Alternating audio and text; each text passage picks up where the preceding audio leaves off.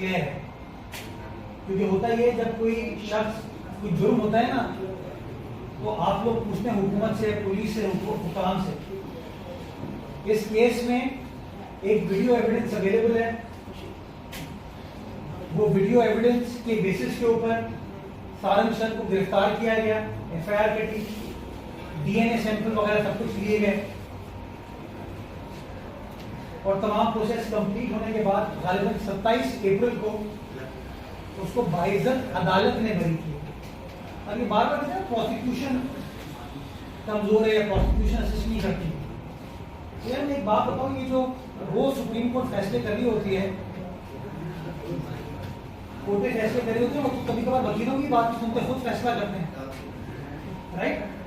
तो इस केस में जहाँ पे इतनी बड़ी वीडियो अवेलेबल है, उसमें जो मुझे भी पता है कि तफसीली फैसला लिया नहीं है, उस फैसले में इस बेस पर कि वो बच्चे ने सारंग सर को पहचानने से इवेंचुअली इनकार कर दिया। जो बच्चा जिसके साथ वो रेप हुआ, उनको उन्होंने कोई प्रेशर वेशर करके या कोई हुआ होगा, जो सोसाइटी के हमारे प्रेशर होते हैं,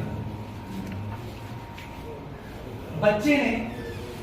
और आखिरी जो ऑर्डर है 27 तारीख का 4 लाइन ऑर्डर ऑनलाइन अवेलेबल है, उस ऑर्डर को आप पढ़िए, उसमें लिखा हुआ है वकील कंप्लेनेंट का मौजूद नहीं है। यानी कि मुद्दई जो था वो मौजूद नहीं है। हमारा सरकारी वकील मौजूद है, हमारे सरकारी वकील ने जब बच्चे ने उसको पहचानने से इनकार कर दिया तो कहा कि ये स्टैंड हॉस्टाइल, हमें इसको क्रॉस एग्जामिन करने दें।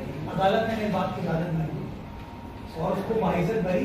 हुकूमत ने नहीं किया, पुलिस ने नहीं किया, इंतजामिया ने नहीं किया, जज साहब ने। मैं एहतराम करता हूँ अदालत का, वो फैसला तफसीली अभी तक नहीं आया। मैंने कल भी पीजी साहब से, प्रोसिक्यूटर जनरल से बात की।